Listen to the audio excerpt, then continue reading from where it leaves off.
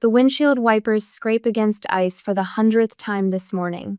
My knuckles whiten on the steering wheel as another gust rocks the car.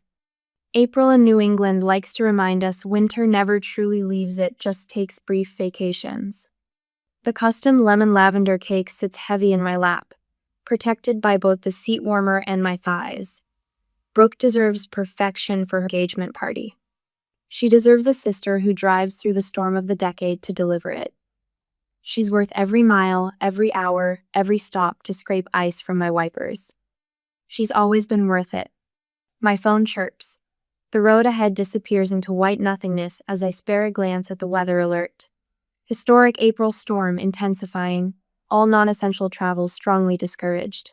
4 a.m. feels like a lifetime ago. I jolted awake before my alarm, already scrolling through weather reports. The meteorologist's grave face filled my screen. This could be the worst April storm we've seen in decades.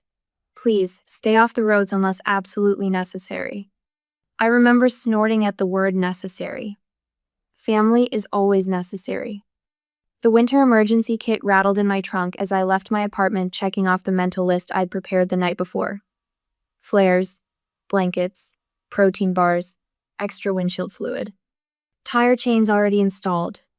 The museum's conservation work taught me preparation means survival, whether preserving centuries-old artwork or navigating a blizzard. "You're insane to drive in this," the baker's words echo as I recall her face when I picked up the cake at dawn. She'd taken my $160 with visible reluctance.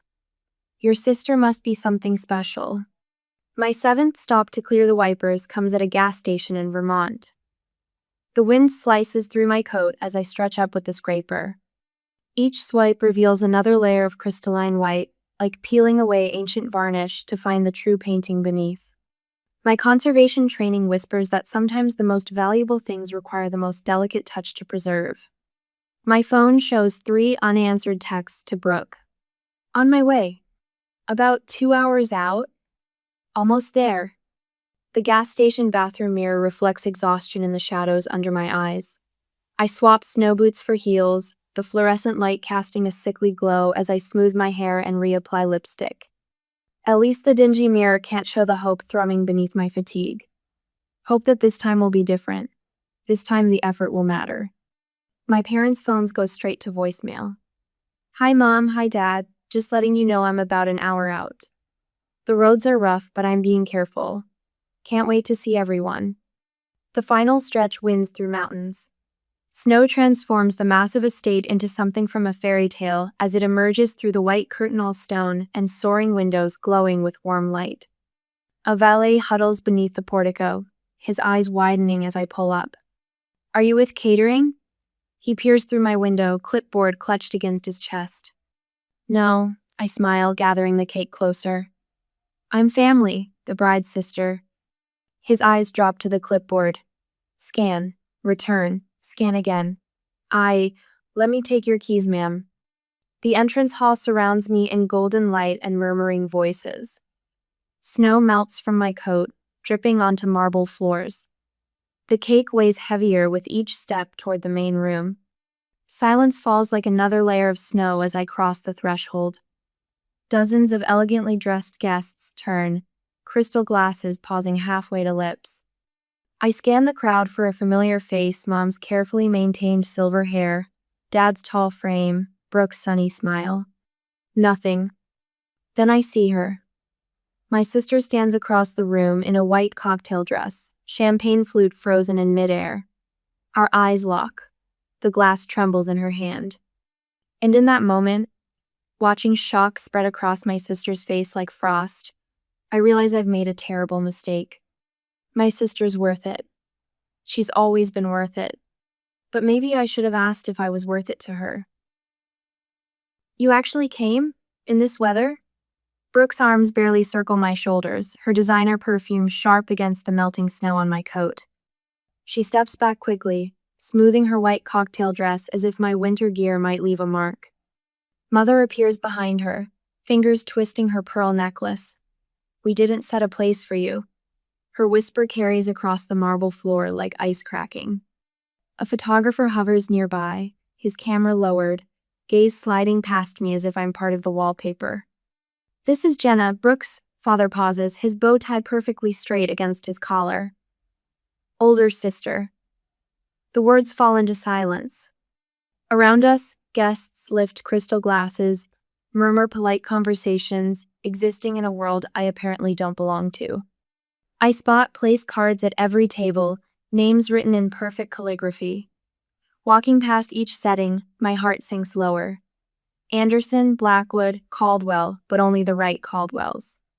Not a single card bears my name. The cake weighs heavier in my arms with each step toward the gift table.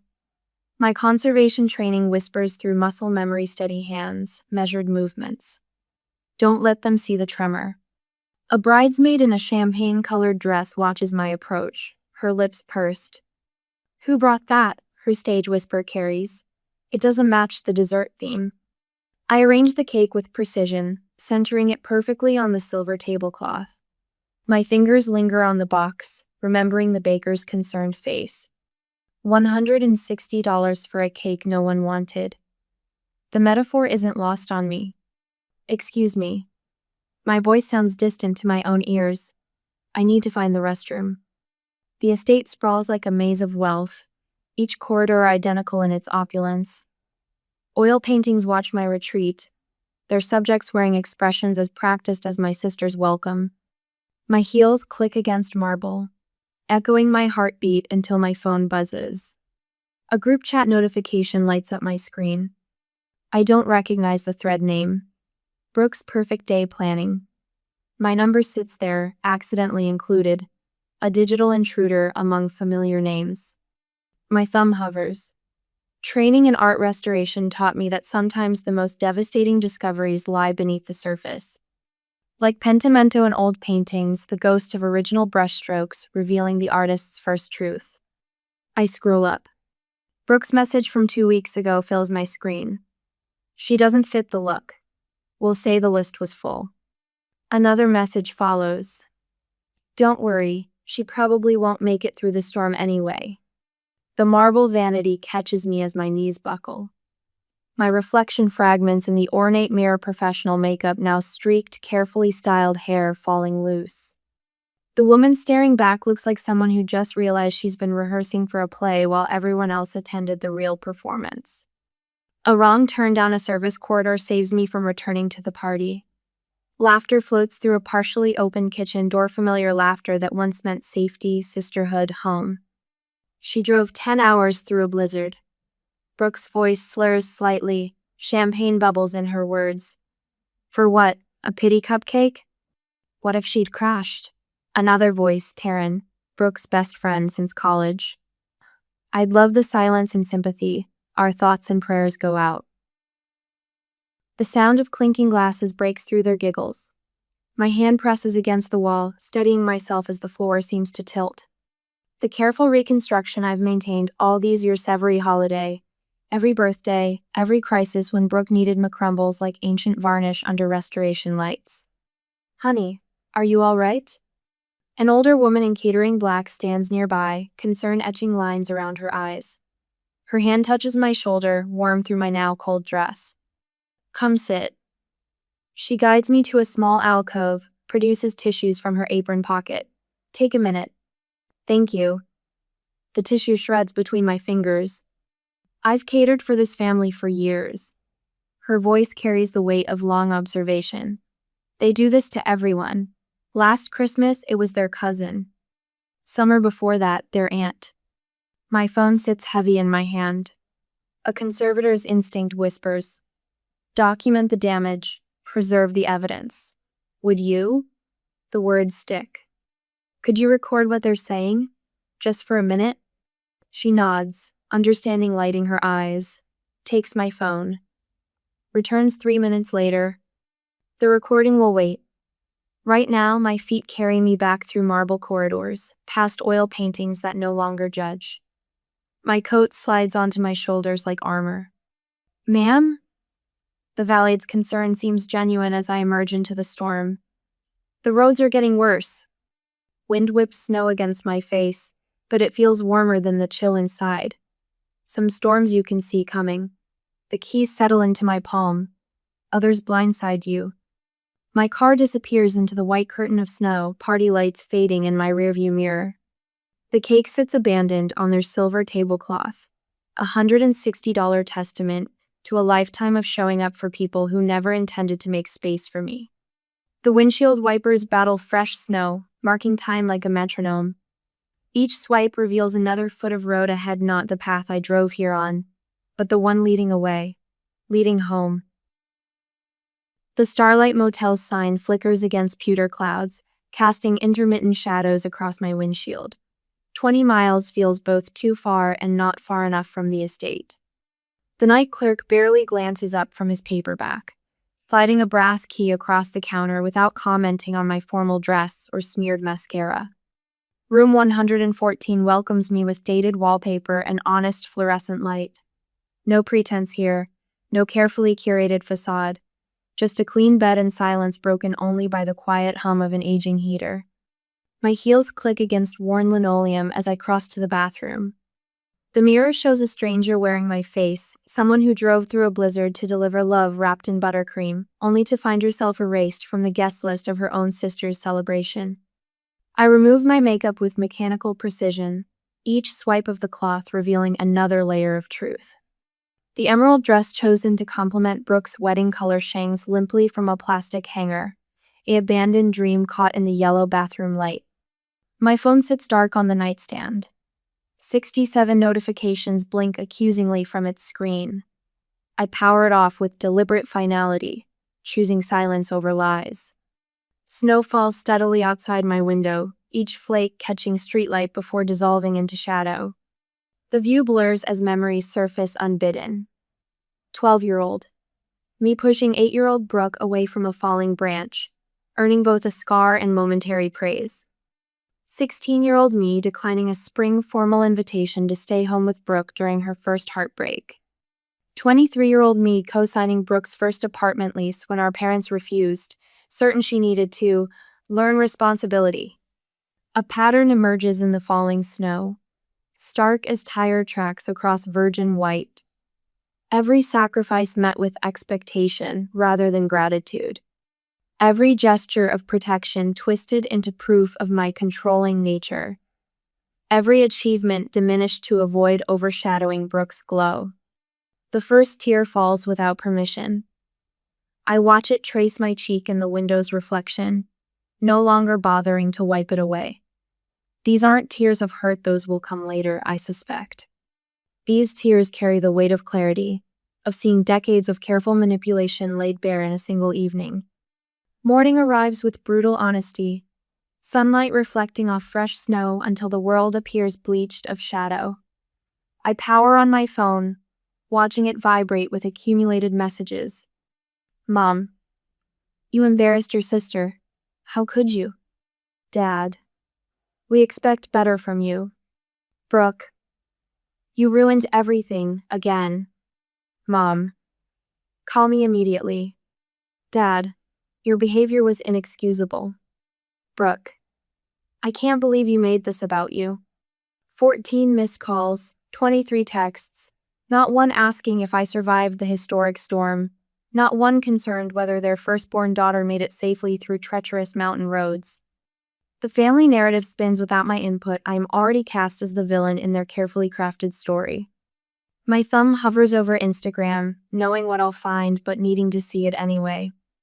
Brooke's profile loads with professional photos from last night.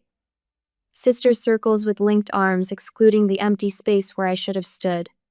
Parents beaming at their younger daughter, while champagne flutes catch crystal light. Candid laughter that looks rehearsed.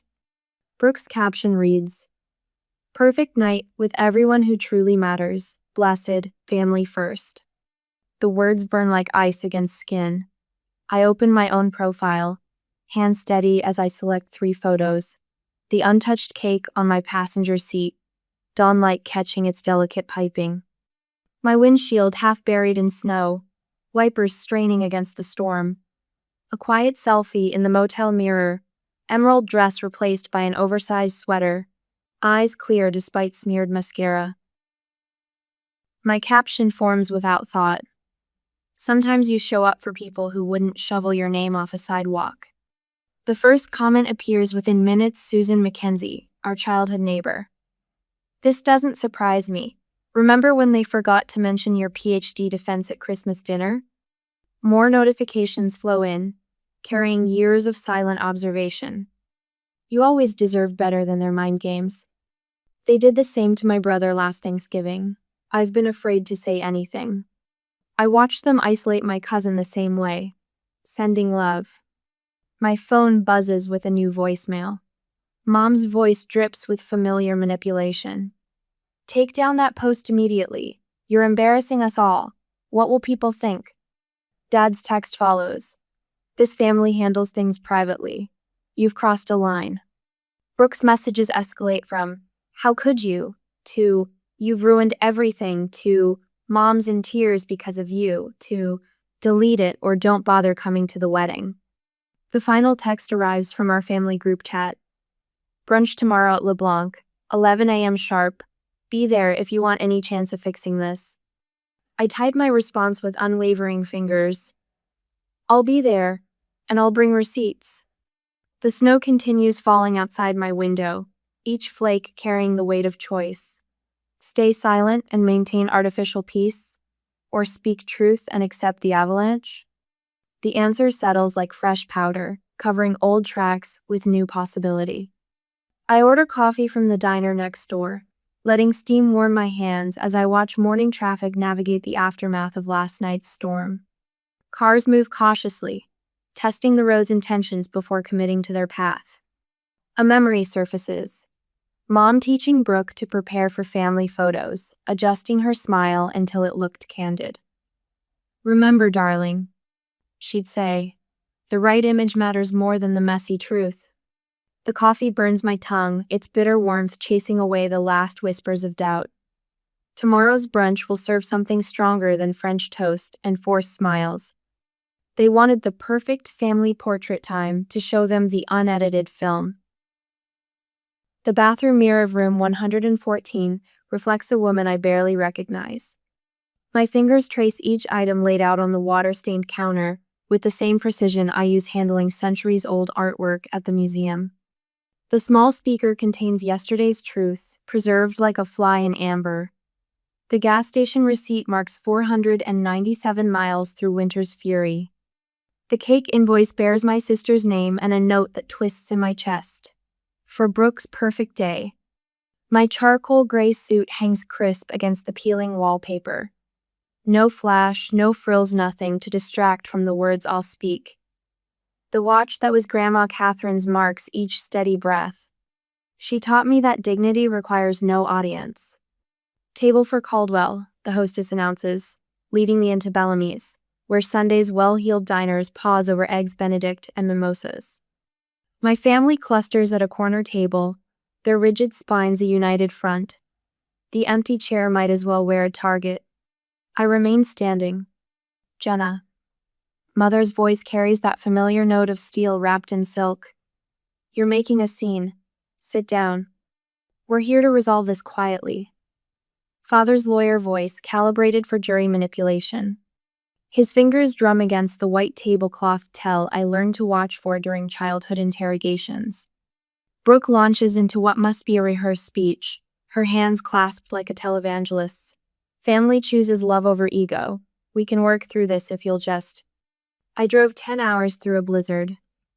My voice carries across the table, steady as a scalpel. The breakfast crowd's murmur dims. No place setting, no welcome, no concern whether I survived the trip. You're twisting things. Brooke's champagne flute wobbles, sending ripples through her mimosa. Actually, I withdraw the small speaker from my bag. I recorded things. The color drains from Brooke's face as her own voice fills our corner of the restaurant. She drove 10 hours through a blizzard. For what? A pity cupcake? Taryn's cruel laugh follows. What if she'd crashed? I'd love the silence and sympathy. Mother lunges across the table. Turn that off immediately. Her sleeve drags through the hollandaise sauce. You don't get to twist this. Brooke's manicured fingers scrabble for the speaker. The couple at the next table abandons all pretense of not watching. I lift the device just out of reach.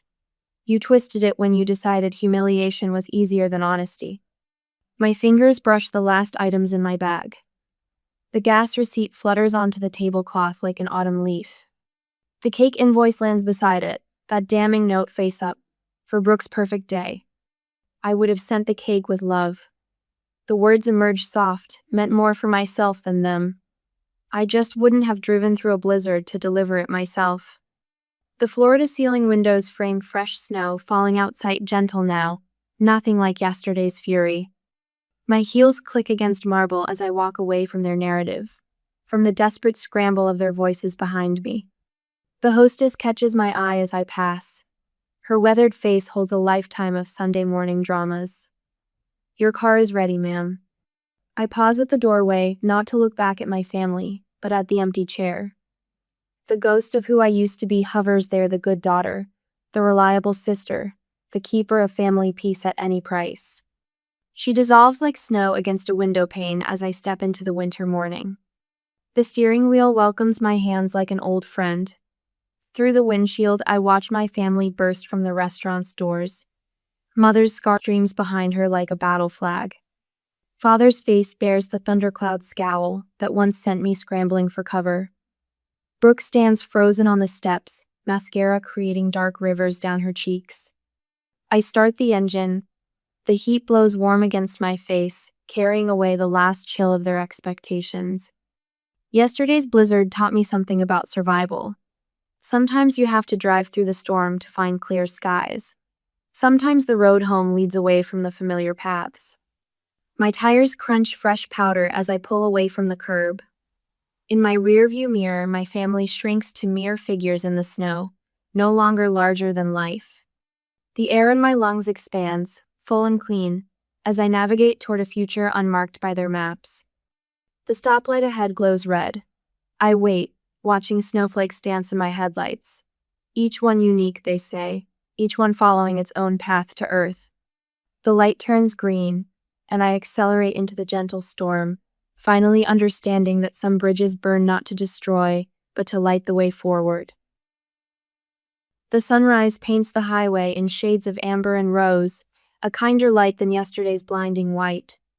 My fingers drum against the steering wheel, no longer fighting ice but keeping time with an old Eagles song. Home stretches ahead, 500 miles of asphalt between me and my own life. My phone buzzes for the 40th time since brunch. The screen lights up with an unfamiliar number, but the voicemail notification shows a name I haven't heard in years. Aunt Lorraine. I pull into a rest stop, park beneath a sprawling oak, and press play. "Jenna, honey." Her Louisiana drawl wraps around my name like a warm blanket. "That video of you at brunch is making rounds in the family group chat. You didn't just clear your name, you burned the whole script. About time someone did." A pause, then softer. "Call me when you can. I've got stories you should hear." 3 more voicemails wait. Cousin David, whose Christmas party invitation mysteriously vanished 2 years ago. Uncle Marcus, who stopped attending family gatherings after what Mom called his embarrassing divorce. Even Brooke's future mother-in-law, asking to postpone their planned dinner until we understand some concerning patterns. The facade crumbles brick by brick. My phone chimes with a text notification. A screenshot from Brooke's engagement announcement post, comments piling up beneath the perfect photo. Wasn't there another sister? Where's Jenna? Didn't she drive through that awful storm? Mom's responses appear and vanish like smoke signals, each deletion feeding the fire of questions. 20 years of carefully curated family photos suddenly reveal their empty spaces: the missing sister, the absent cousins, the uninvited aunt. The truth spreads like springtime thaw. My key turns in my apartment lock at sunset. The space welcomes me with Silencino expectations. No performance, no need to measure every word against its potential impact. Just walls that hold my choices, my taste, my truth. The family photos lining my hallway catch the dying light. I lift each frame, studying the frozen smiles, the careful poses, the invisible strings of obligation holding everything in place. One by one, they come down. Not all of them, The candid shot of Grandma teaching me to bake stays. The faded Polaroid dad pushing my first bicycle. The blurry Christmas morning when Brooke and I wore matching pajamas before comparison poisoned everything. These memories weren't staged for social media, they hold real warmth. I sleep without setting an alarm, without checking my phone, without rehearsing responses to accusations that haven't arrived. The morning brings no guilt, no knot in my stomach, no compulsion to smooth ruffled feathers or translate hurt into more palatable portions. Peace tastes like possibility. Weeks pass in a blur of ordinary moments made extraordinary by their simplicity. I drink coffee while it's hot. I leave work on time. I say no to things I don't want to do. The world doesn't end. Then a letter arrives, thick cream envelope, formal letterhead, handwriting I don't recognize. Dear Jenna, we've never officially met, though I've heard about you for years, always in fragments, always with qualifications. I'm writing because I need to understand the family I'm planning to marry into. Brooke and I are in counseling. The things she's starting to admit about your family's dynamics have shaken both of us. The Storm story was just the catalyst. There's so much beneath the surface.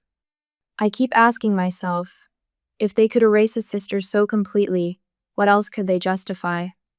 I don't expect you to fix this. You've already done the hardest part, showing us the truth. With respect, James. I fold the letter carefully, smoothing each crease. My response takes 3 drafts. James, thank you for reaching out. The family you're seeing now is the family that exists, not better or worse than the picture they presented, just real. More hope for healing than perfect ever did. Whatever you and Brooke decide, I respect your journey to truth. Wishing you clarity. Jenna. The call comes on a Tuesday evening, a month after brunch.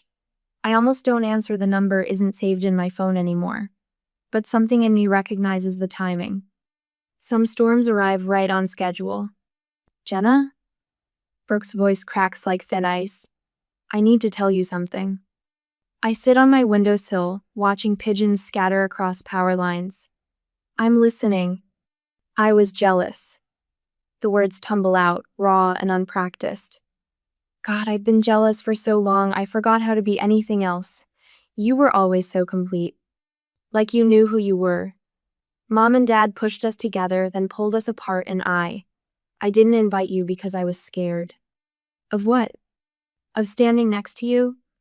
Of everyone seeing you and wondering why they settled for me instead? A shaky breath. The storm thing, that was just proof. Who drives through a blizzard for someone who didn't even want them there? Only you. Always you. The pigeons resettle, ruffle feathers, find new positions. You could have told me. Would it have changed anything? Yes. The simplicity surprises us both. I would have sent the cake, but I wouldn't have driven through the storm to deliver it myself. Silence stretches between us, lighter than before. I started therapy. Brooke's voice steadies. Actual therapy, not just counseling with James. There's a lot to unpack. Good. The word comes without barbs, without hidden hooks. That's the most human thing you've said to me in years. Can we? She stops, recalibrates. I know I can't ask for anything, but if there's ever a chance. I'm open to a relationship, I tell her. Just not the one we had before. That one costs too much. The pigeons take flight, a sudden rush of wings against the darkening sky. Something shifts in their absence, a weight lifting, a door closing, a window opening. Some storms clean the air. The autumn sun streams through my living room windows, catching dust motes that dance above the potted ferns. 6 months ago, these walls were the sage green paint my mother selected.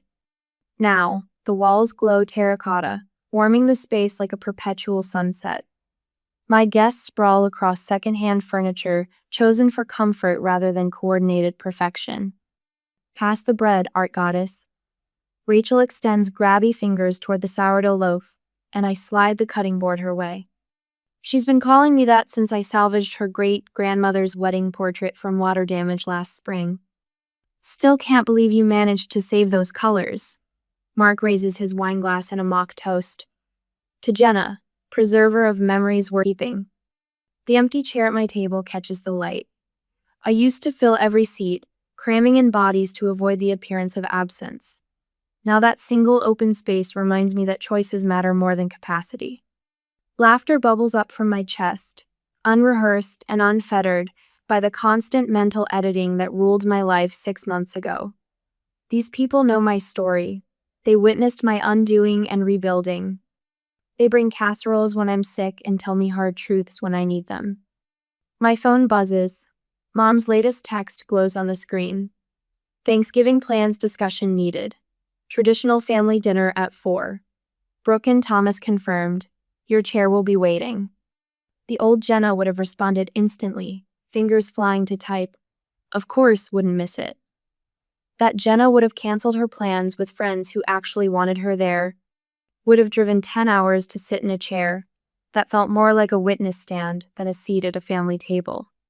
I set the phone aside and spear a roasted carrot. The text can wait until tomorrow.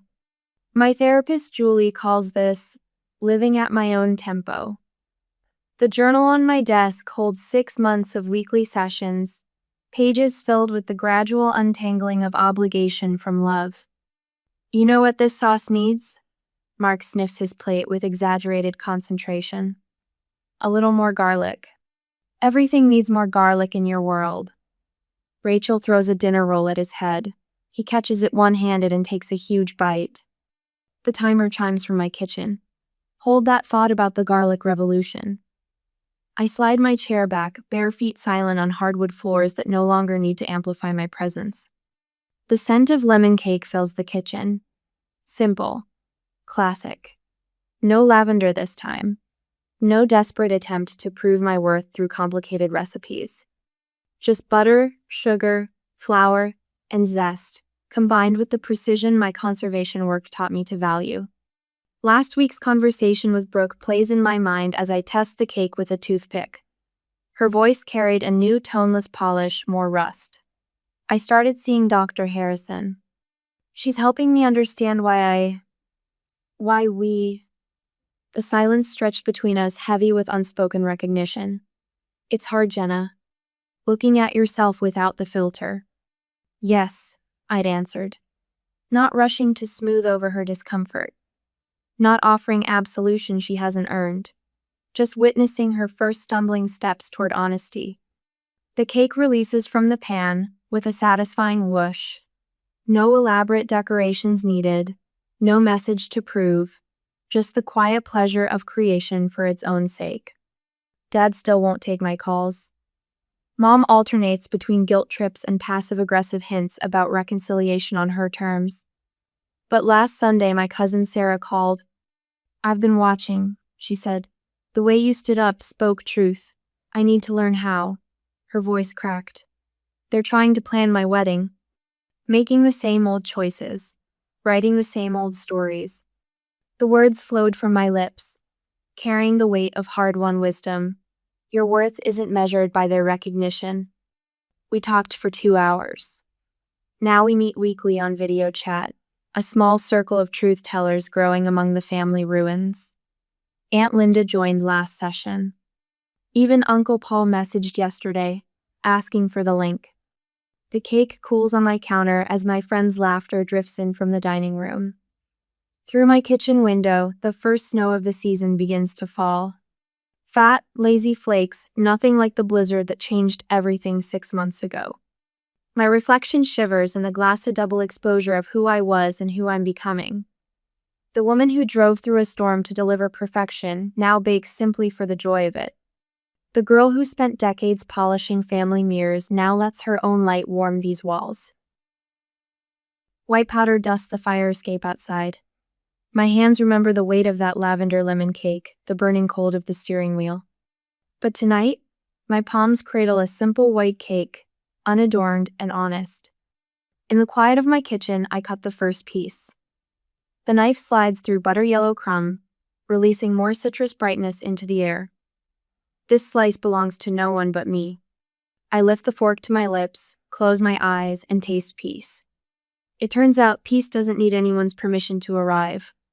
It comes in small moments, saying no to guilt-wrapped invitations, speaking truth without searching faces for approval, choosing what to preserve and what to let crumble. Jenna, Rachel's voice carries from the dining room. If you're having a profound moment of self-discovery in there, that's fine, but we're starving for dessert. A laugh rises from my belly, real and unrestrained. Coming. I slice more pieces, arrange them on my grandmother's old plates. And Mark, before you say it no, the cake doesn't need more garlic. Their groans and chuckles wrap around me like a quilt as I carry the plates out. The empty chair at my table catches the last light of day, holding space for possibilities I'm finally ready to welcome.